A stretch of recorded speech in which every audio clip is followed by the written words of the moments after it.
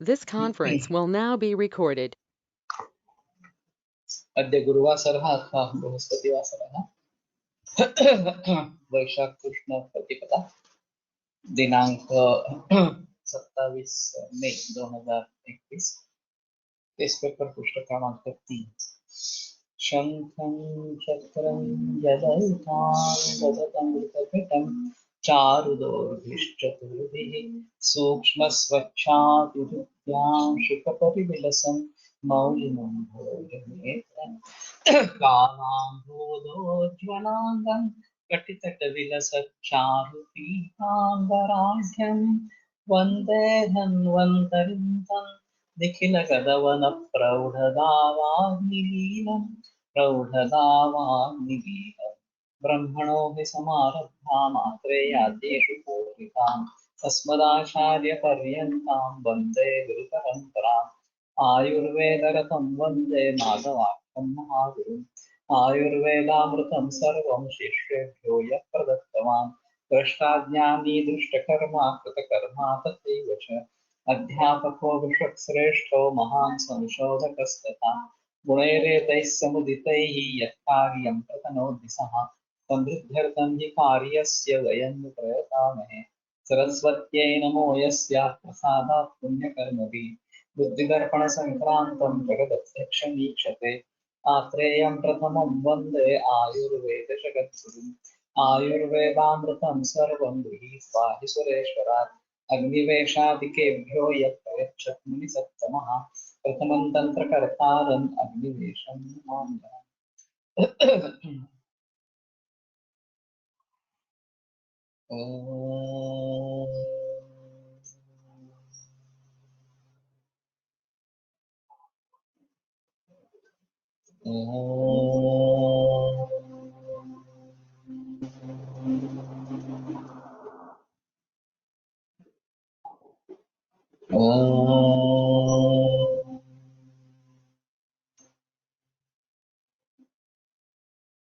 ओम शांति शांति शांति।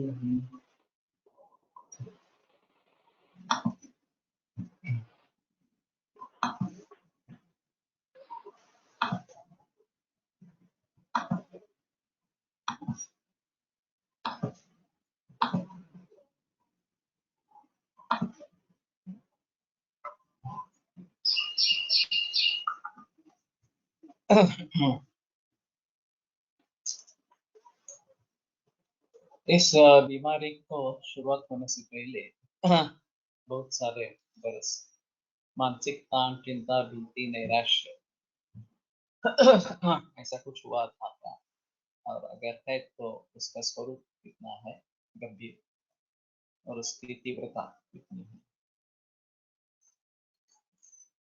तो कुछ व्यक्तियों में ये पाया जाता है कि बहुत वर्षों से मानसिक तनाव बना ही रहता है और चिंता, भीति, नैराश्य इस प्रकार की चीजें होती रहती है।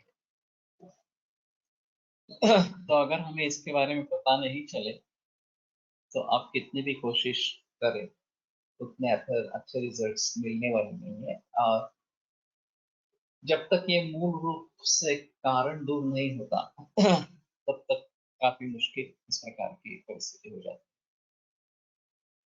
तो पहले तो ये बात स्पष्ट होनी है कि हाँ इस प्रकार का है और उसके जरिए मुझे तकलीफ इस प्रकार की हो रही है, ये एडमिट करना इस प्रकार से। ये अगर एडमिट नहीं करेंगे, ये बताएंगे नहीं तो पता चलने का कोई सवाल नहीं रहता। मैंने एक उदाहरण का जिक्र बहुत बार किया है। एक 27 बरस की युवा लड़की मेरे पास आई थी। पेट में बहुत भी दर्द था और ऑर्थोपेडिक सर्जन ने ऑपरेशन की सलाह दी थी, तो ऑपरेशन टालने के लिए मेरे पास आई। तो मैंने एक सीधा साधा सवाल पूछा था कि ये दर्द कब बढ़ता है? हाँ। तो उसने जवाब दिया कि जब मैं सोचती हूँ तो बढ़ता है। तो मैंने पूछा कि क्या सोचती हो? तो उसने उसके हकीकत बताई। हाँ। वो खोजा जाती थी। हाँ। और 12वें बरस में शादी हो गई, 13वें बरस में पहला बच्चा हुआ, 14वें बरस में दूसरा बच्चा हुआ, और फिर 17वें बरस में ट्यूबेक्टमी करके तलाक दे दिया।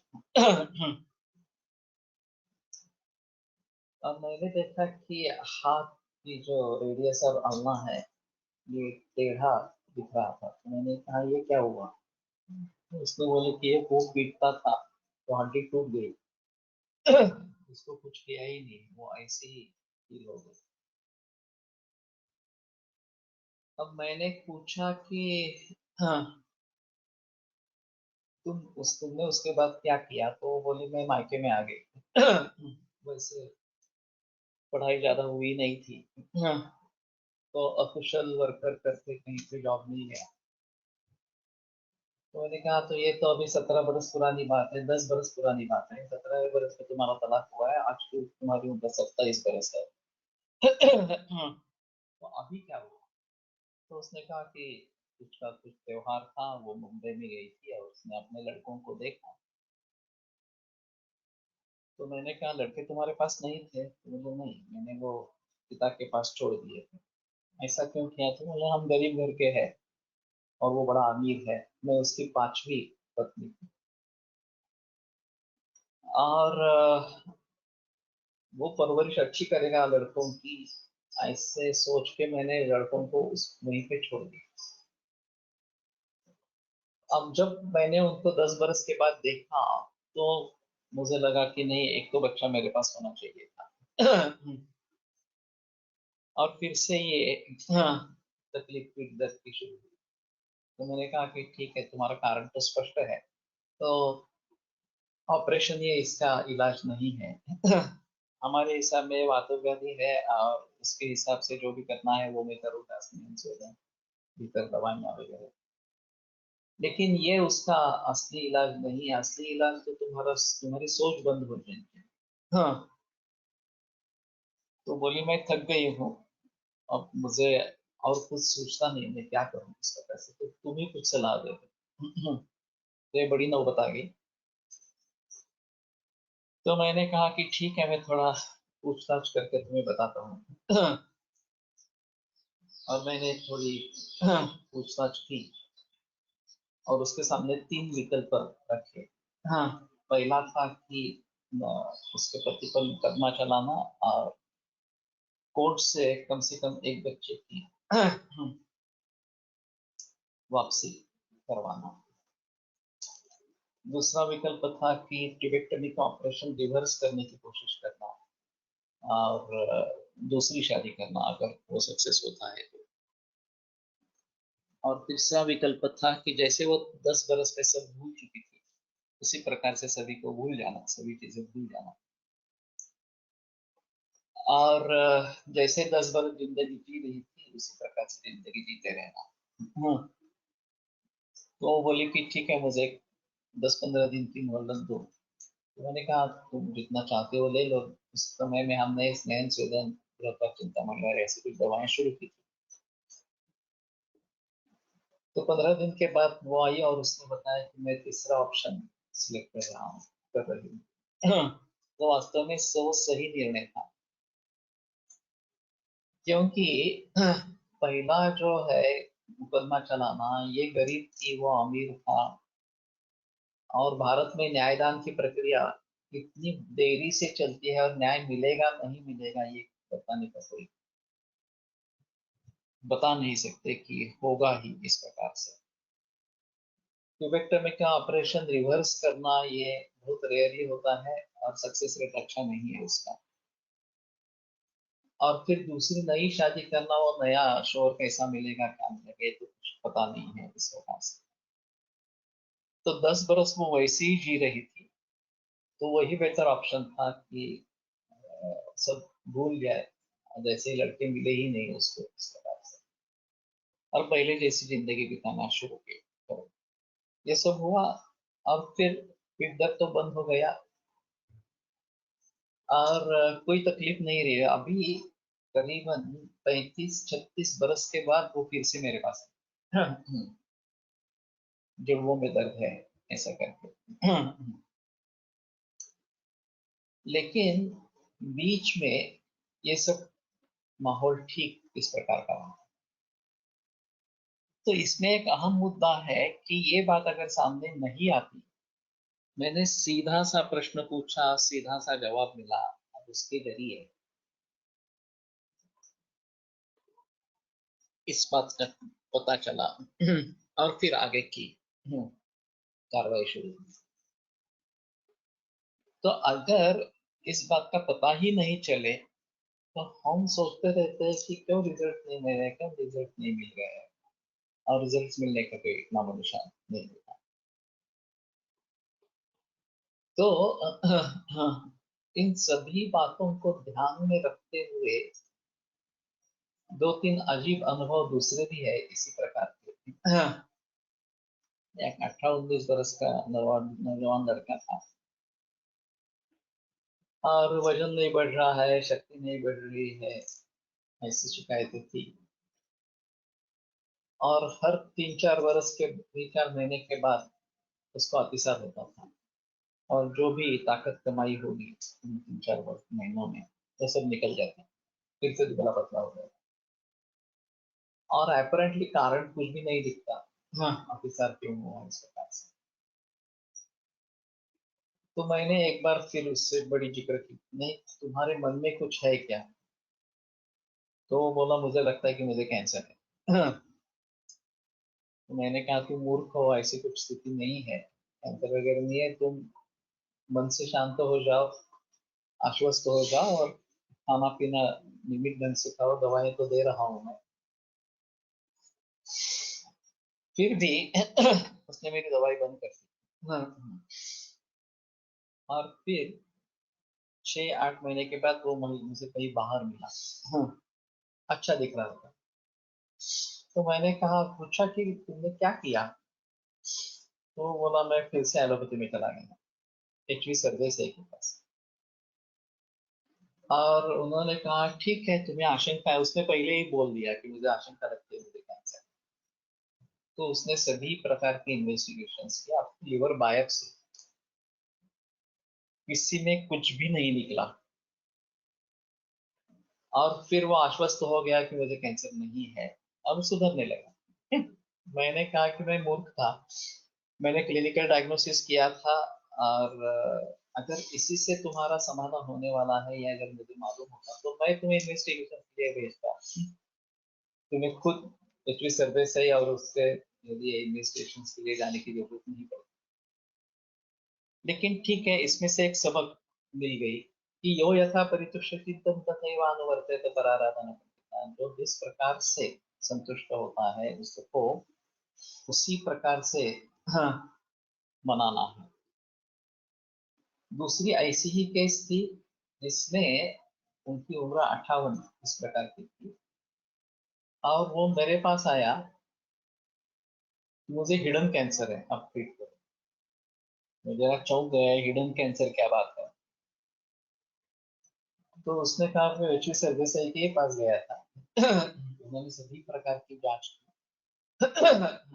और वो होने के बाद कुछ निकला नहीं, तो भी उन्होंने उनको बताया कि आपको कुछ हिडन कैंसर है।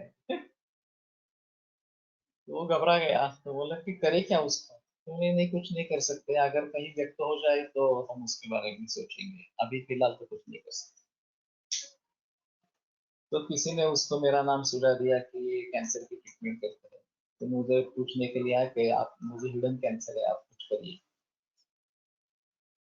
मैंने जांच की, मैंने कहा कि तुम कैंसर वगैरह कुछ नहीं है, एक बार तुम छोड़ दो, तुम दिमाग से निकाल दो। तो वो एचवी सरदेसाई ने बोला, हाँ ठीक है मैं मानता हूँ, तो जाने माने बुजुर्ग डॉक्टर है। हाँ, और उनको लगा होगा फिर कि आपको क्यों बताया। अंडर ऑब्जर्वेशन रखते हैं, और सामने आता है डायग्नोसिस तो ठीक है, लेकिन ना ही वो कुछ कर पा रहे हैं, ना ही तुम कुछ कर पा रहे हो, तो ये स्थिति बड़ी खतरनाक है इस प्रकार से। और अंडर टेंशन हो कि कैंसर है करके।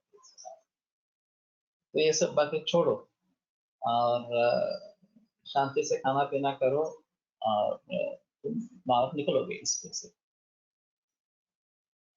उसका विश्वास नहीं था, फिर भी वो, हाँ, उसने दवाई तो शुरू कर दी। और फिर उनके प्रमोशन पर चेन्नई में बदली हुई। तो 2 दिन उसने बहुत मुझे सताया, मैं जाऊं या नहीं जाऊं, आपको क्या लगता है मुझे कैंसर है या नहीं, और वहां जाकर मैं बीमार हो जाऊंगा तो फिर कैसे करूंगा। मैंने कहा मुझे लगता है कि तुम्हें कैंसर वगैरह कुछ नहीं है, तुम्हें अगर जाना है, प्रमोशन मिल रहा है तो तुम जाओ। ऐसे ऐसे करके वो चला गया। हाँ, वहां उनका जाने पर अतिसार हुआ, एडमिट किया, सभी इन्वेस्टिगेशन हुई, कुछ निकला नहीं, और सलाइन वगैरह देखे, एंटीबायोटिक देखे, वापिस घर पे आए। लेकिन ये उसको आधार मिला कि मेरी तबीयत ठीक नहीं है, तो उसने रिक्वेस्ट की, रिक्वेस्ट ट्रांसफर मांगी, वो भी मंजूर हो गई, वो फिर से पुणे में वापस आ गया। अब ये प्रमोशन पे आ गया था, तो प्रमोशन मिल गया। ऐसे 2 बरस निकल गए। हाँ, अब उसकी रिटायरमेंट की फेज थी, 6 महीने में रिटायर होने वाला था, बम्बई में ट्रांसफर। फिर से वो मेरा मस्तक खाने लगा कि मैं बम्बई जाऊं या नहीं जाऊं। मैंने कहा कि आपको, मैंने कहा था चेन्नई जाने के लिए भी कोई प्रॉब्लम नहीं है, तो बम्बई जाने में क्या प्रॉब्लम है। आप अगर प्रमोशन चाहते हैं, ये लास्ट आखिरी मौका है तुम्हारे प्रमोशन का, तो ले हो प्रमोशन और जाओ बम्बई में जाकर रहो, महाराष्ट्र में हो, कोई प्रॉब्लम नहीं है इससे। चला गया बम्बई में, कुछ हुआ नहीं, रिटायर हो गया।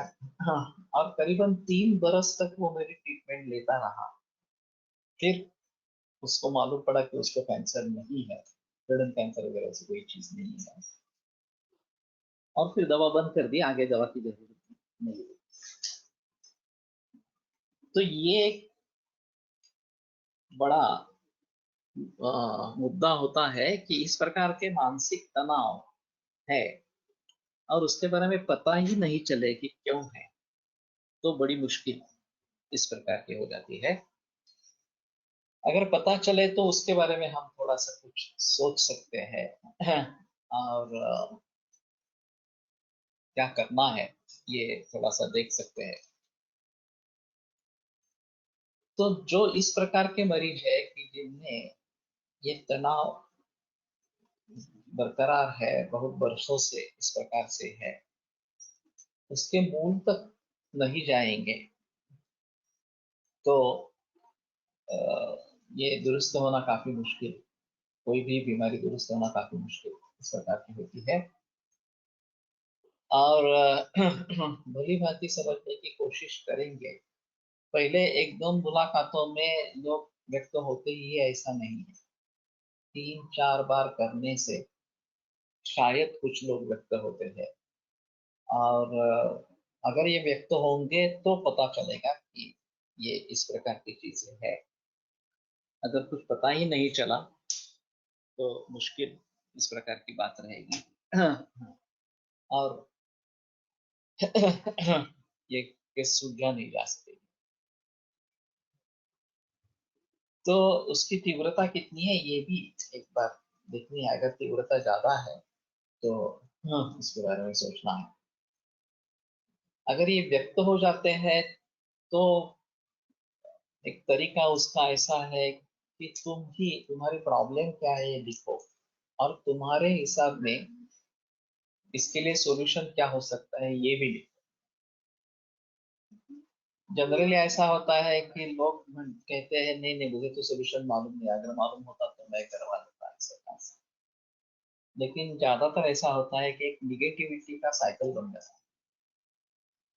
नेगेटिविटी होती है तो निष्क्रियता इस प्रकार की होती है, पॉजिटिव के बारे में सोचा ही नहीं जाता, तो वो अगर वास्तव में लाएंगे ही नहीं जो भी उपाय है उसके, तो परिस्थिति और बिगड़ती है, और फिर हाँ, और नैराश्य इस प्रकार का हो जाता है। तो इसके काफी पॉजिटिविटी लाने के लिए उपाय है, ऐसे काफी अनुभव इसके बारे में प्रकाशित इस प्रकार के हुए हैं।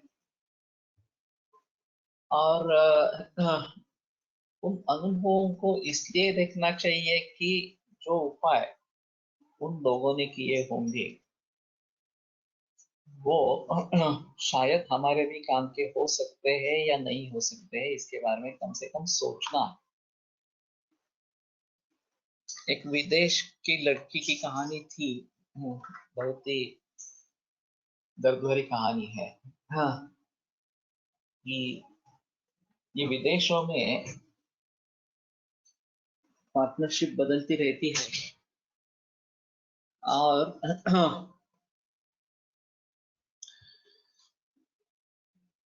पत्नी वही है लेकिन उसका लड़का किसी दूसरे से उत्पन्न हुआ है, ये भी बात हो सकती है।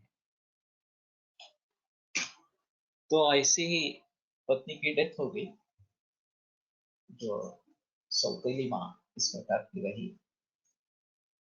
और फिर उसकी लड़की 13-14 बरस की युवा लड़की इस प्रकार की थी। तो इस व्यक्ति ने उसको कैद करके रखा अपने ही घर में, और हर दिन रेप करता रहा उसके ऊपर, और ये सिलसिला बरसों तक चलता रहा। उसको ना कभी बाहर आने दिया रूम से, और जब चाहे रेप करना, इतना ही करता रहा इस प्रकार से। संयोग से उसको एक कागज का टुकड़ा मिला, उसके ऊपर हेल्प मी ऐसा करके वो खिड़की से उसने बाहर देखा। खिड़की कैसी थी क्या थी मालूम नहीं, लेकिन संयोग से किसी आदमी ने वो देखी पर्ची, पुलिस को बताया गया, और फिर पुलिस ने आकर उसकी रिहाई की। तो ये तो हम सोच भी नहीं सकते हैं कि इतनी बुरी हालत हो सकती है। और दूसरा एक अनुभव मैंने व्हाट्सएप पे या किसी पे आया था, कि दो कैथोलिक और प्रोटेस्टेंट इनमें जो झगड़ा है, इस प्रकार का कुछ माहौल था। और जितनी भी यंग लड़कियां थी, हाँ, उनके ऊपर ये रेप इस प्रकार से चल रहे थे, मार रहे थे, रेप कर। तो एक पोप ने उनको आश्रय दिया अपने घर में, और ये 8 बाय 10 का बाथरूम था, उसमें ये 90 दिन रहे। ये 7 लड़कियां थी इस प्रकार से, और 90 दिन 8 बाय 10 के बाथरूम में 7 व्यक्ति रहे हैं इस प्रकार से, और सभी लड़कियां थी इस प्रकार से, फिर भी जिंदा रहे। वो खाना देता रहा, ये एक अलग बात है, और इस हालत में भी उसने उनकी सहायता की, ये भी एक अलग बात है। लेकिन इन अनुभवों को सुनने के बाद शायद लोग उभर आ सकते हैं कि इतनी बुरी हालत से भी लोग अगर उभर सकते हैं, तो हमारी आज हालत तो इतनी बुरी इस प्रकार की नहीं है, तो उसमें से बाहर आने के कोई चांसेस इस प्रकार के रहेंगे। मेंटल हेल्थ कोच का रोल कैसे केसेस में लेनी होगी? अभी थोड़ा थोड़ा इसके बारे में माहौल बढ़ा है कि साइकियाट्रिस्ट की या काउंसलर की मदद लेनी है। लोग ऐसा समझ लेते हैं कि अगर साइकियाट्रिस्ट या काउंसलर की मदद लेनी है तो ये आदमी उन्मादग्रस्त इस प्रकार का है, और फिर हाँ, समाज का देखने का दृष्टिकोण बदल जाता है, और वो आदमी भी नहीं मानने के लिए तैयार होता कि मैं पागल हूँ। सिर्फ पागलों को ही इसकी ट्रीटमेंट लेनी है, बाकी लोगों को तो लेनी नहीं है, इस प्रकार का कहना होता है। तो इस सभी स्थिति में पॉसिबिलिटी क्या है कि सभी तरीके से ठीक होना पॉसिबल नहीं है, छोड़ो, सभी तरीके से सुधार होना परिस्थिति में पॉसिबल नहीं है, लेकिन जो पॉसिबल है वो तो करने की कोशिश करें। और ये मार्ग सामने आता ही नहीं है, क्योंकि निगेटिविटी में हम डूब जाते हैं। मेरे पास कैंसर के मरीज आते रहते हैं, लास्ट अवस्था में आते रहते हैं, और फिर उनका कहना होता है कि उन्हें पूरी तरीके से ठीक होना है। अब जब महीने 2 महीने में मृत्यु निश्चित है, ऐसा एलोपैथी ने बताया है, तो हम कहाँ पे बताएंगे कि तुम पूरी तरीके से ठीक हो जाओगे? और ये अगर हम नहीं आश्वासन देते हैं, तो वो चाहते हैं कि मेरी ट्रीटमेंट नहीं ले, किसी दूसरे के पास जाए, वो जो उनको बताए कि वो उनको ठीक करेगा, तो फिर उनको कितनी भी पैसे देकर ट्रीटमेंट ले लेंगे। तो ये तो स्पष्ट मूर्खता है। लेकिन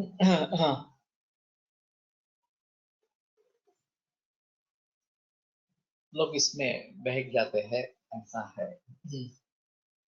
तो वस्तु स्थिति क्या है ये भली भांति समझ लेना,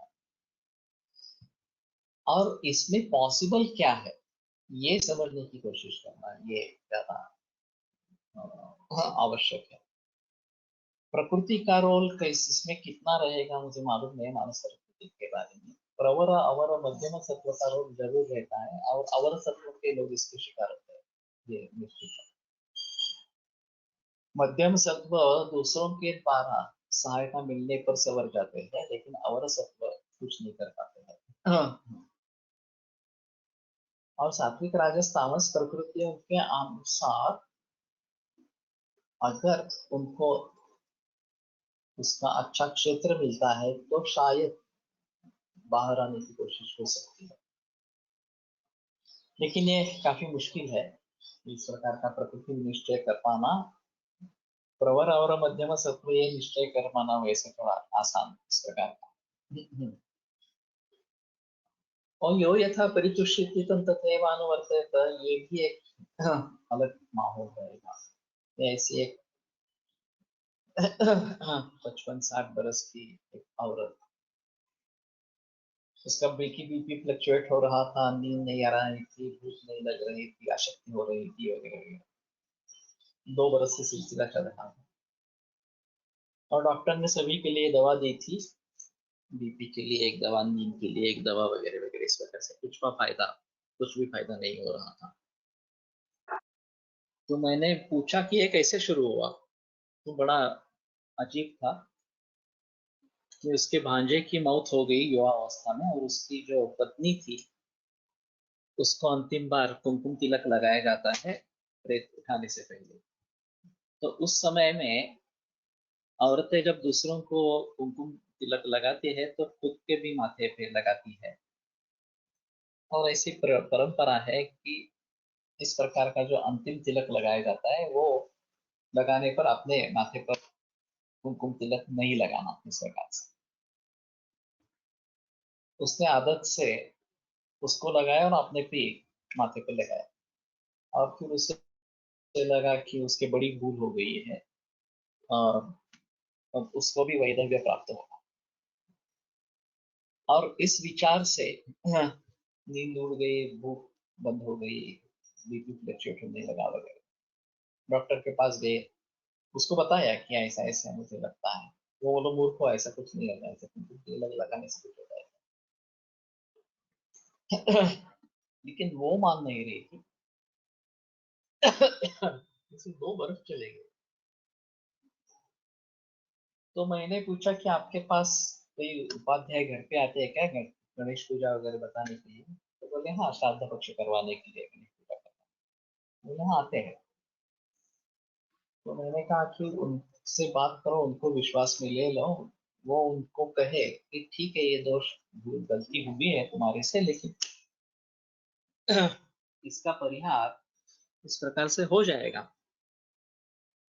और कुछ जप या कुछ उपवास वगैरह ऐसा कहना जो आसानी से कर सके, और बोलना कि ये बस ये 5 मंगलवार कर लो और ये तुम्हारी जो गलती है वो दुरुस्त हो जाएगी, फिर आगे कुछ नौबत नहीं है। तो उसके पति और उसका लड़का ये दोनों मेरे साथ झगड़ा करने लगे, ये तो मूर्खता है, ऐसा कुछ होता है क्या वगैरह। मैंने कहा देखो, तुम्हारा विश्वास है ना कि ऐसा तिलक लगाने से कुछ नहीं होता है, हाँ विश्वास है, तो ये तो अच्छी बात है। अगर तुम भी ऐसा सोचने लगते कि अरे बाप रे, मेरे पत्नी ने ये क्या किया, मैं मर जाऊंगा, पत्नी का वैधव्य हो जाएगा, तो अलग बात। लेकिन तुम्हारा तो कहना है केवल साइकोलॉजिकल है, इसका कुछ संबंध शास्त्र से नहीं है, और मैं भी वही मान रहा हूँ कि शास्त्र से कुछ संबंध नहीं है, साइकोलॉजिकल है। लेकिन ये जो श्रद्धा या विश्वास निर्माण हुआ है वो परंपरा से निर्माण हुआ है, परंपरा में ही उसका कुछ उत्तर मिले तो वो बेटर चॉइस होगा। क्योंकि तुम जो उत्तर दे रहे हो कि ये फालतूपना है, ये इसमें कुछ है नहीं, ये गलत बात है, ऐसा कुछ होता नहीं है, वो मान नहीं रही उसको। हाँ, और परंपरा से हाँ, ये इस प्रकार का विचार शुरू हुआ है तो परंपरा में ही उसको अगर आंसर मिलेगा, उत्तर मिलेगा, तो वो संतुष्ट हो जाएगी, वो करेगी। तो फिर वो बोलने लगे नहीं नहीं आप दवाइयाँ दे दो। मैंने कहा ठीक है मैं दवाइयाँ देता हूँ लेकिन ये सही नहीं है, मैं जो बता रहा हूँ वही सही दवा है। दवाइयाँ दे दी, वापिस लौटे नहीं, मालूम नहीं क्या हुआ इस प्रकार से। लेकिन कहने का तात्पर्य आपसे ये है कि यो यथा परितुष्यति तथैवान वर्तते, ये जो बात मार्केट में बताई है एक अहम चीज है। तो अगर हम भली भांति समझ पाएंगे कि इसका समाधान कैसे हो, जैसे उस लड़के ने परीक्षा करने के बाद समाधान होगा ऐसा अगर मुझे पहले ही ज्ञात हो जाता तो मैं भी एग्जामिनेशन के लिए उसको भेज देता इन्वेस्टिगेशन से। लेकिन मैंने सोचा कि मुझे नहीं लग रहा है कि इन्वेस्टिगेशन की जो कोई जरूरत है, और ये भी इससे आश्वस्त हो जाएगा, हुआ नहीं आश्वस्त इस प्रकार से। तो इन सभी बातों के बारे में गहराई में जाकर सोचना है, समझने की कोशिश करनी है कि उसकी साइकोलॉजी क्या है। अगर हमें इस प्रकार का पता चल जाता है कि हाँ ठीक है ये कारण है, इसकी इस प्रकार की सोच है,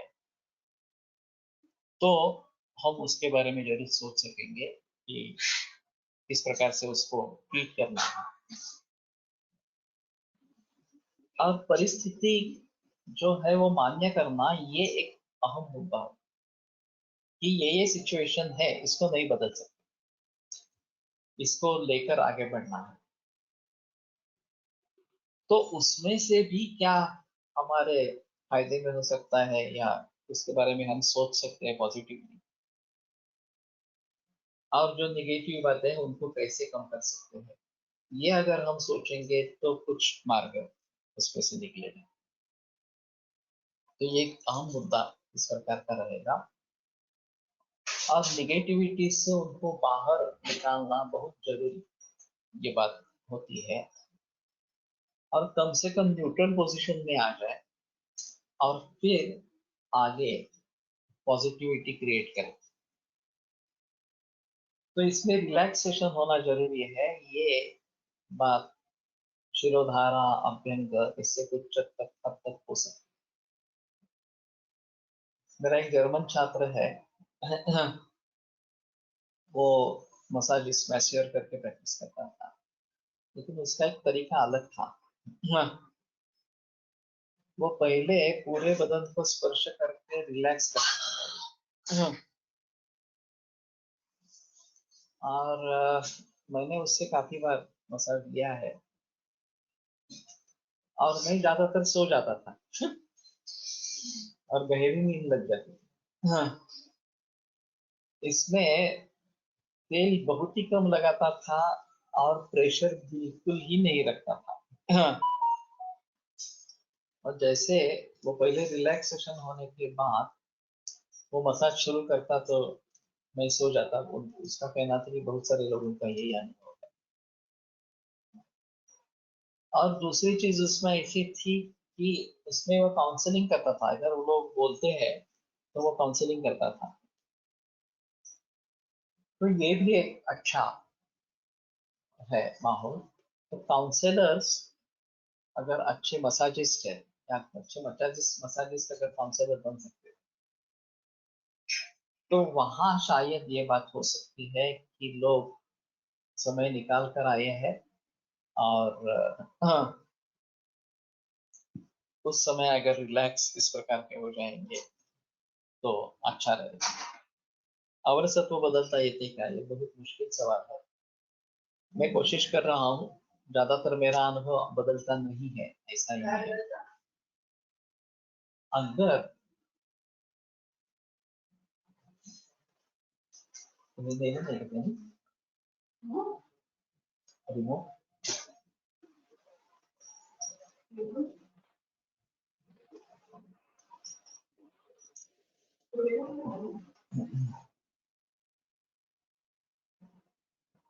तो इसको बदलना है तो सिचुएशन थोड़ी फेवरेबल होती है तो ये शायद थोड़े संवर जाते हैं अपने आप, और फिर पॉजिटिविटी क्रिएट करेंगे तो शायद कुछ बात बने। अवर सत्व से मध्यम सत्व तक लाना ये भी काफी मुश्किल इस प्रकार का है। तो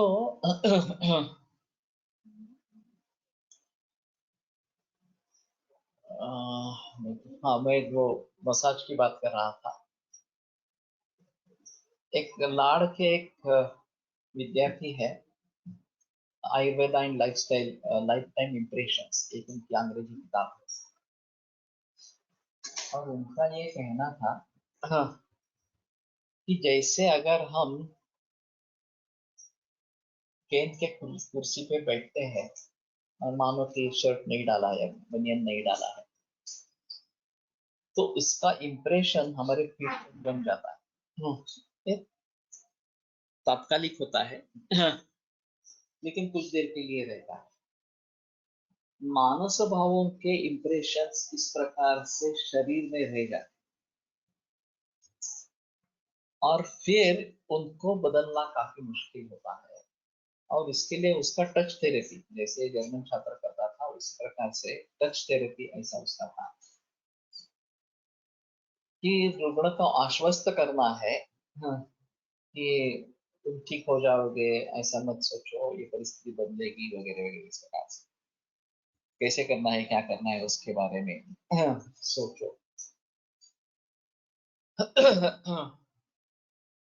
तो लोग उसमें से बाहर आ सकते हैं, ओपन आउट इस प्रकार के होते हैं। कुछ लोग रोने लगते हैं ये सब करने के बाद, और जब एक्सप्रेस होते हैं तो बोझ हल्का होता है, ये लाइफ टाइम इम्प्रेशन जो है चली जाती है, फिर सुधार होता है। रजनीश का भी ऐसा एक था कि इस प्रकार तो एक्सप्रेस योरसेल्फ, तो कोई हंसते थे, कोई रोते थे वगैरह, कोई गुस्सा करते थे, और ये होने के बाद, भावनाएं व्यक्त होने के बाद उनको हल्का लगता था और सुधार आता था। खिन्नसत्व असल्यास रिपोर्ट करायला सांगून रुग्णाला आश्वस्त लवकर करता येते, तिथे त्या रुग्णाला ज्ञान झाल्याने बळं। काही रुग्ण हे मला काय होते असा विचार करून सत्य पाळत नाही, त्यांच्या बाबतीत देखील व्याधीचे त्यांना समजेल असे ज्ञान रिपोर्ट करून दवाचे तथ्यप्रदान दूर करतात असा विचार। लेकिन ज्ञान से अगर दूर होती है आशंका तो ठीक है, लेकिन ज्ञान से भय भी बढ़ता है। अभी काफी मरीजों में ऐसा है कि क्लिनिकली पेशेंट अच्छे रहते हैं, परीक्षण किया तो पता चलता है कि नहीं, बढ़ोतरी हुई है, क्रिएटिनिन बढ़ा हुआ है, यूरिया बढ़ गया है, या फिर जो कैंसर के मार्कर से वो बढ़ गए हैं, इस प्रकार से पेशेंट 2 लीटर दूध ले रहा है, घूमता फिरता है, बाकी तकलीफ नहीं है, फिर भी CA 125 पहले इतना था, अब दुगना हो गया 3 महीने के बाद। तो यहाँ उल्टा परिणाम होता है इन्वेस्टिगेशंस का। लोग समझते हैं कि मैं दे रहा हूँ, लेकिन आयुर्वेद वर्क नहीं कर रहा भीतर तो रोग बढ़ ही रहा है, और ऐसा ही माहौल रहेगा तो फिर फायदा क्या है। मैं केमोथेरेपी पहले लेता था, उससे काउंट तो कम हो जाता था, अब केमोथेरेपी मैंने छोड़ दी है, रोक दी है, और आयुर्वेद कर रहा हूँ, दूध ले रहा हूँ, लेकिन फिर भी इन्वेस्टिगेशन इस प्रकार का है। तो मैं उनको बताने की कोशिश करता हूँ कि डिसीज प्रोग्रेशन और इम्यूनिटी प्रोग्रेशन पैरेलल चलते रहते हैं, और जब तक इम्यूनिटी उतनी बढ़ती नहीं है कि वो डिसीज के ऊपर काबू पाए, तब तक डिसीज बढ़ता है ऐसा दिखता है इंटरनल में। हम इसको टाल नहीं सकते हैं कि पहले इतना था काउंट और अब इतना हो गया, तो ये कुछ नहीं है, दखलंदाजी नहीं लेनी है इसकी। लेकिन अगर सिम्टम्स कुछ भी नहीं है तो ठीक है, करते रहेंगे, चालू रखो यही, और बाद में ये कम हो जाएगा वगैरह, इस प्रकार से बता सकते हैं। तो ये बड़ा अजीब चक्कर है, और मैं इसको हर घड़ी फेस कर रहा हूँ, खास करके किडनी फेलियर और कैंसर, इन दोनों में ये बड़ी मुश्किल इस प्रकार की होती है।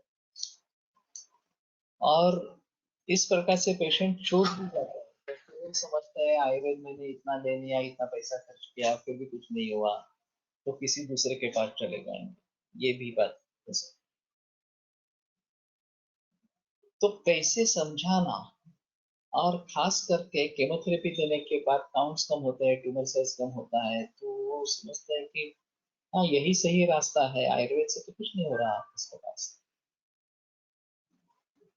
तो मैं बताता हूँ कि डिस्ट्रक्शन ऑफ सेल यही उनका प्रिंसिपल है, और केमोथेरेपी वगैरह देकर डिस्ट्रक्ट करते हैं तो ट्यूमर साइज कम होगा ही, उसमें कोई प्रॉब्लम नहीं है। लेकिन हम अगर मार नहीं रहे हैं सेल्स को, हम इम्यूनिटी बढ़ाने की बात कर रहे हैं, और इम्यूनिटी बढ़ने के बाद इसके ऊपर काबू आएगा, तो ये समय लेगा। और तब तक आपको आश्वस्त रहना है कि जो मार्ग हमने चुन लिया है वो सही मार्ग है, और उसी मार्ग में हमें जाना है। ये निश्चय नहीं हो पाता है, तो फिर वो दूसरे के पास चले जाते हैं, फिर से एलोपैथी में चले जाते हैं, और ज्यादातर ऐसा ही होता है, बिगड़ जाते हैं और मृत्यु होती है, आगे कुछ नहीं। तो इस बात को कैसे करें, ये ध्यान में रखना बहुत जरूरी इस प्रकार का है। तो कहने का तात्पर्य अर्थ ये है कि एक थोड़ा काउंसलिंग, थोड़ा मसाज, शिरोधारा वगैरह से कुछ हद तक न्यूट्रल पोजीशन तक ला सकते हैं अगर पॉसिबल है तो, और फिर पॉजिटिविटी क्रिएट कर सकते हैं कि ये करो वो करो, इससे सुधार होगा। और एक बार ये दुष्ट चक्र रिवर्स हो गया निगेटिविटी का, तो सुधरते भी है, ऐसे भी नहीं बात कि सुधरते नहीं, सुधरते भी। लेकिन हर आदमी में, हर इंसान में ये होगा, ये कहना मुश्किल इस प्रकार का है। और जब एलोपैथी में कुछ नहीं है ये मालूम है, तभी भी ये हालत है। मेरा एक अजीब अनुभव रहा था, नॉन hodgkin लिम्फोमा, लिवर और स्प्लीन में मेटास्टेसिस हुआ था। लिवर 8 अंगुल, 8 अंगुल, और स्प्लीन 4 अंगुल, और स्टोनी हार्ट इस प्रकार। मैंने इरक भस्म के साथ ताम्र भस्म का प्रयोग किया था, और दूध पे रखा था। तो हफ्ते में एक एक अंगुल लिवर और स्प्लीन दोनों कम होते गए। 1 महीने के बाद स्प्लीन पाल्पेबल नहीं थी, सर्चेबल नहीं थी, और लिवर भी 4 अंगुल पे था। तो मेरे ख्याल में बहुत अच्छे रिजल्ट्स इस प्रकार के थे। फिर उनके लड़के ने पूछा कि पिता अपने भैया के घर कोल्हापुर में जाना था, तो मैंने कहा कि वो तो आपको डिसीजन लेना पड़ेगा, कहाँ रहना है कहाँ नहीं जाना। लेकिन मेरे ख्याल में पुणे में रहेंगे तो मैं देख सकूंगा जब, तो और वैसे रिस्पॉन्स अच्छा कर रहे हैं।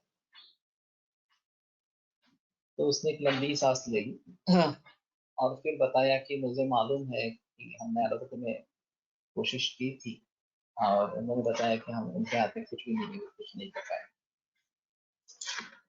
और आपकी चिकित्सा से सुधार है। भूख उनको अच्छी लग रही है, 2 लीटर दूध जा रहा है, ये लीवर व स्प्लीन कम हो गए हैं। फिर भी मेरे भाई का ये कहना है कि पैसे बचाने के हेतु आयुर्वेद की दवा करके तुम अपने पिता को मार रहे हो, उनका वध कर रहे हो। जब मैंने ये सुना, तो मुझे बहुत ही आश्चर्य का धक्का लगा। और मैंने कहा आयुर्वेद किसी को जगाने के लिए, किसी को मारने के लिए, ये क्या सोच रहे हैं इस प्रकार से। लेकिन कुछ हुआ नहीं, वो मुझसे छूट गया मरीज, वो कोल्हापुर में चला गया, और आगे क्या हुआ मुझे मालूम नहीं। तो कहने का तात्पर्य अर्थ ये है कि लोगों की सोच किस प्रकार की हो सकती है, उसका कोई अंदाजा नहीं लगा सकता। और इसका मूल कारण आयुर्वेद ही, एलोपैथी ही साइंस है, आयुर्वेद साइंस है ही नहीं। ये जो उसके पीछे भावना है, तो एलोपैथी नहीं कर रहे हैं तो हम ट्रीटमेंट ही नहीं कर रहे हैं। जो भी कुछ कर रहे हैं वो ऐसा ही कुछ है जिसका कोई महत्व नहीं है। अगर ये बात लोगों के दिमाग से जाती नहीं है तो फिर काफी मुश्किल है कि लोगों को सच्ची बात क्या है ये बताना। एक दूसरा ऐसा ही कैंसर का मरीज था, ल्यूकेमिया था, 95% लास्ट से थे। और दीनानाथ में उनको कहा गया कि आप 4 लाख रुपए खर्च करेंगे तो भी आपके बचने के कोई चांसेस नहीं है। टीएमयू में था, हमारी ओपीडी थी टीएमयू में कैंसर की। तो रजिस्ट्रार केसकर ने मुझे फोन करके बताया, मैं क्लिनिक में था शाम को, में या ऐसे ऐसी केस है और बड़ा अर्जेंट है, तुम क्लिनिक में देख लो, तुम्हारे क्लिनिक में देख लो। मैंने कहा ठीक है, आने दो। तो मैंने कहा कि ठीक है, हम हमारी दवाइयाँ शुरू करते हैं। तो उसका भाई था जो पॉलिटिकल लीडर था, उसने इसका पॉलिटिकल फायदा उठाया, उसको फिर से दीनानाथ में भर्ती किया, जबकि कहा गया था कि कुछ नहीं कर पाएंगे, केमोथेरेपी का कुछ रोल है ही नहीं इस प्रकार की अवस्था में। और उनके पास पैसे भी नहीं थे। हाँ, तो इन्होंने फंड इकट्ठा किया टीएमयू के लोगों से, 30,000 रुपए इकट्ठा, और एक केमोथेरेपी दिलवाई। और इस बीच में 15 दिन ऐसे ही निकल गए क्योंकि पैसे नहीं थे, इन्वेस्टिगेशन चल रही थी। और फिर हाँ, जब हाँ हाँ केमोथेरेपी हुई, इसके बाद में 2-3 दिनों में ही उसकी मौत इस प्रकार की हो गई। बाद में शोक सभा हुई टीएमयू में, टीएमयू में। तो मैंने कहा कि 15 दिन वो बिना ट्रीटमेंट रहा, और जिस ट्रीटमेंट का कोई फायदा नहीं है ऐसा ऑन्कोलॉजिस्ट बोल रहा है, वो ट्रीटमेंट दे दी 30,000 रुपए तक। ये कहाँ की सुबुद्धता का लक्षण है। और कुछ भी ट्रीटमेंट नहीं, और चाहे आयुर्वेद के हो, कुछ ट्रीटमेंट है, इसमें लोग फर्क नहीं समझते हैं। अभी म्यूकर माइकोसिस में दवा नहीं है एलोपैथी वाली जो है, तो उस अवस्था में मरीज को डिस्चार्ज दे रहे हैं क्योंकि उनके पास करने के लायक है ही नहीं। और मरीज भी घर में आकर बस अब मरना है इतना ही सोचे। कोई भी ये सुझाव नहीं दे सकता कि तुम जो उपाय करना चाहते हो जिस कहीं से भी हो वो करो, आयुर्वेद हो, होम्योपैथी हो, नेचुरोपैथी हो, प्राणी हीलिंग हो, जो भी हो, ऐसे क्यों मरना है। लेकिन ये सुझाव ना तो एलोपैथी से आता है, ना किसी दूसरे मरीजों से आता है। अगर दूसरे मरीजों के द्वारा भी ये सुझाव आएगा तो शायद कुछ लोग कोशिश करेंगे कि आयुर्वेद में ट्राई करेंगे, होम्योपैथी में ट्राई करेंगे। If we show cancer patient evidence of previous successful cases by Ayurveda, does that help in getting a positive sample from them? ज्यादातर नहीं होता है। ऑन्कोलॉजिस्ट का रोल इसमें महत्वपूर्ण है, और वो अपोज करते रहते हैं कि इससे कुछ होने वाला नहीं है वगैरह इस प्रकार से। और एविडेंस बेस में ट्यूमर साइज कम हुआ, मार्कर्स कम हुए, ये दिखाना जरूरी है। और वो हमारे हिसाब में बहुत देरी से साध्य होते हैं, होते ही नहीं है ऐसा नहीं है, लेकिन 4-5 बरस भी लगते हैं। और तब तक मार्कर का ही सिलसिला चलता रहता है, या सोनोग्राफी में हमारा स्कैन वगैरह का सिलसिला चलता रहता है। इसमें अगर बढ़ोतरी है तो उल्टा बताते रहते, एविडेंस ऐसा है कि ये बढ़ रहा है इस प्रकार से। जो मरीज एलोपैथी में कुछ भी नहीं है ऐसा सोचकर आ रहे हैं, ऐसी अवस्था में आ रहे हैं, उनके बारे में उनको कोई दूसरा चारा नहीं होता तो वो ले सकते हैं,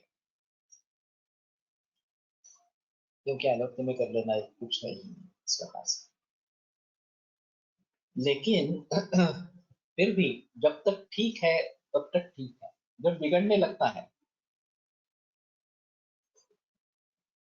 तो ये फिर चल बिचल हो जाती है कि हमने सही निर्णय लिया नहीं लिया वगैरह इस प्रकार से। उनकी अपेक्षाएं बढ़ जाती है कि आज तक इतना अच्छा रिजल्ट मिला तो ये ठीक हो जाना चाहिए इस प्रकार से, अब वो होता नहीं। ये काफी मुश्किल इस प्रकार का झमेला है। और मैं मानता हूँ कि वैद्यों की संख्या अगर बढ़ेगी और अच्छे खासे रिजल्ट्स वो मरीज को दे देंगे, चाहे कैंसर हो, किडनी फेलियर या और कोई हो इस प्रकार की बीमारी, तो लोग अपने आप आयुर्वेद की तरफ मुड़ेंगे, लोगों को सिर्फ रिजल्ट चाहिए। हम्म। और जो बेबस होकर आयुर्वेद में आएंगे उनके बारे में कोई संदेह नहीं रहेगा। जो अभी भी सोच रहे हैं कि एलोपैथी में केमोथेरेपी कर सकते हैं और उससे फायदा होने की संभावना है, वो आपके पास नहीं आएंगे, या ज्यादा से ज्यादा वो भी लेंगे आयुर्वेद भी लेंगे अगर बीच में पता चलता है तो। तो केमोथेरेपी पूरी साइकिल्स होने के बाद, 3-4 बार केमोथेरेपी एडवांस होने के बाद इम्यूनोथेरेपी अभी देने लग रहे हैं, और वो भी बहुत ही बेकार है। तो उनको ये कहने पर कि तो मत करो इम्यूनोथेरेपी, आयुर्वेदिक करो, जो भी होना है वो होने दो इस प्रकार से। रोग से जो नुकसान होने वाला है वो ठीक है, लेकिन रोग और औषध दवाइयां दोनों से नुकसान भारी पड़ता है।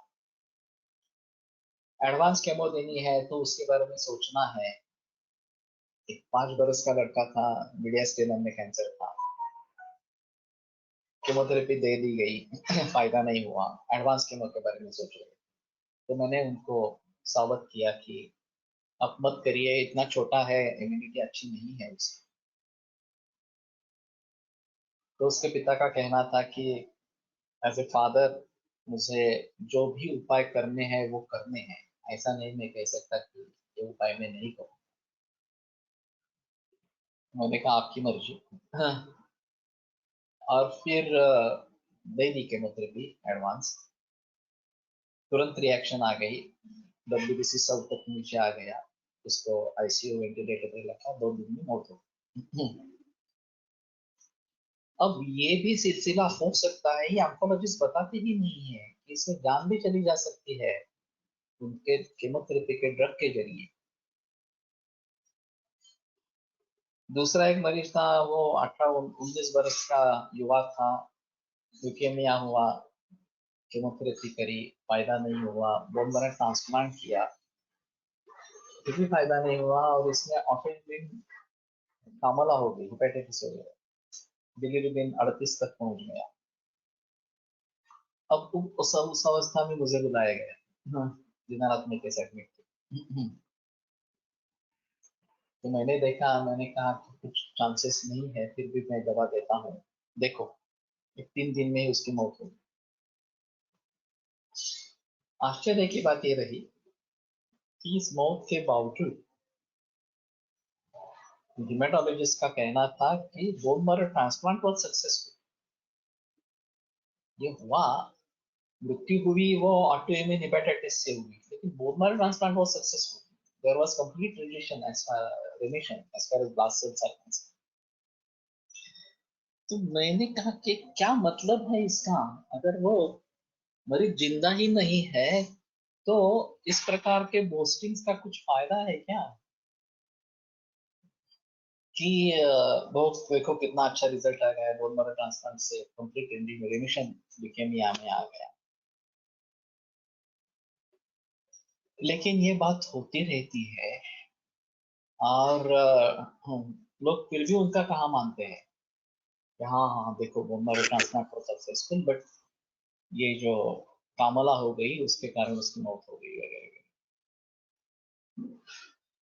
तो इन सभी के बारे में हमें उपायं चिंतयन् प्राज्ञः अपायमपि चिंतयेत्, एक कहावत है। उपाय का विचार करते वक्त अपाय का भी विचार करें। तो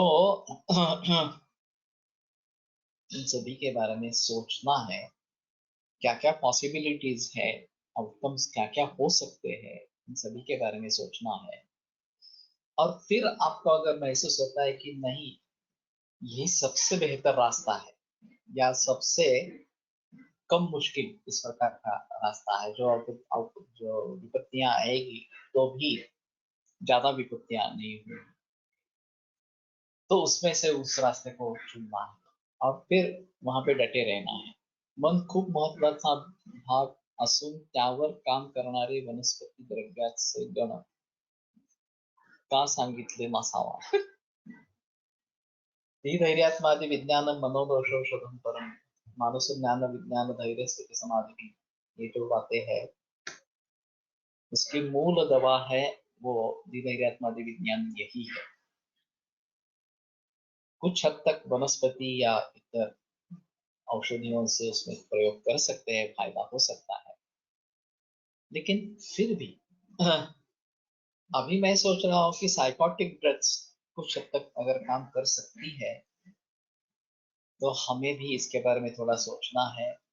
ये फ्लावर रेमेडी काम करती है तो हमें भी उसके बारे में थोड़ा सोचना है कि हम किस प्रकार से इसके बारे में सोचे और द्रव्यों द्वारा मानस विकारों की चिकित्सा करें। सध्या ॲलोपॅथी उपचार घेणाऱ्या लोकांना फरक पडत नसतानाही केवळ प्रोटोकॉल म्हणून उपचार चालू ठेवावे लागतात। आपण सांगू नये तिथे डॉक्टरांच्या न मानण्यामुळे आपल्यास आयुर्वेदिक औषध येत नाही, याला त्यात बऱ्याच तरुणांचे मृत्यू झाले आहे। तो मानसिकता में कैसे बदलाव लाए, ये अहम मुद्दा है और ये मुश्किल होता है, ऐसा नहीं है, आसान बात नहीं होती है। तो मैं मानता हूँ कि वैद्यों की संख्या बढ़नी चाहिए, अच्छे वैद्यों की संख्या बढ़नी चाहिए, यही इसका उपाय है। और वो सीधी सादी आसान इस प्रकार की बात नहीं है। अभी जो इस प्रकार से हम कर रहे हैं, प्रयास कर रहे हैं, अच्छे वैद्य निर्माण होने के हिसाब से कर रहे हैं, तो ये बात जितने ज्यादा वैद्यों तक पहुंचाई जाए, हमारा जो सिलसिला चल रहा है ये पढ़ने का, उतने चांसेस बढ़ेंगे कि ज्यादा से ज्यादा लोग अच्छी तरीके से आयुर्वेद की प्रैक्टिस करने लगेंगे, अच्छी तरीके से मूल ग्रंथों को समझने लगेंगे, तो पेशेंट में उसका रिफ्लेक्शन जरूर आएगा, मरीज में ज्यादा अच्छा फायदा इस प्रकार का होगा और फिर लोग हमारी तरफ मुड़ेंगे। ये अनुभवों के आधार पर इसी प्रकार से सब चलना होता रहेगा। तो ठीक है, मैंने कल विलोक से बात की है और 30 जून तक ये मुफ्त ही रखेंगे। हाँ, तो मेरी सभी से विनती है कि आप जितने लोगों तक पहुंच सकते हैं इसमें शामिल होने के लिए, उनके लोगों तक ये बात पहुंचाओ। जितने लोग अच्छे लोग इसमें जुड़ जाएंगे वो माहौल बढ़ता जाएगा, और कितने टिक पाएंगे वो अलग बात है, लेकिन कम से कम ये क्या चल रहा है ये तो लोग अगर देखेंगे, महसूस करेंगे, तो फिर उम्मीद बढ़ती है कि इसमें अच्छे लोग जुड़ जाए। तो अब ये टेक्नोलॉजी का अच्छा इस्तेमाल है और उसके जरिए हम बहुत सारे लोगों तक पहुंच सकते हैं, ये बड़ी अच्छी बात है। तो जहाँ तक हो सके जितने लोगों तक पहुंच सकते हैं उनको बताने के लिए करना है इस प्रकार से। तो ठीक है, आज यहीं पे रुकते हैं, कल आगे बढ़ाएंगे। आयुर्वेदः प्रकाण्डो निगदित इह हि शल्यतन्त्रप्रधानः शिष्येभ्यः शाश्वतोऽयं निखिलगणकृपा व्याप्तचित्ते मयेन आयुर्वेदस्य वाञ्छन् पुनरपि भुवने काञ्च सुष्ठुप्रतिष्ठां श्रेष्ठं धन्वन्तरिं तं प्रणमति च सदा वैद्यवर्गो हि नूनं वैद्यवर्गो हि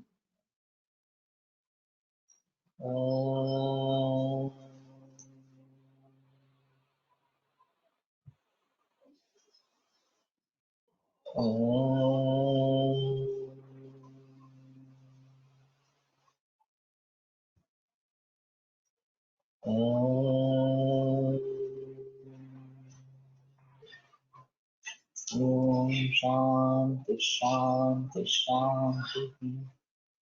विरम्यते व्याख्यानव्यापारः श्वः पुनरपि दृश्यामः।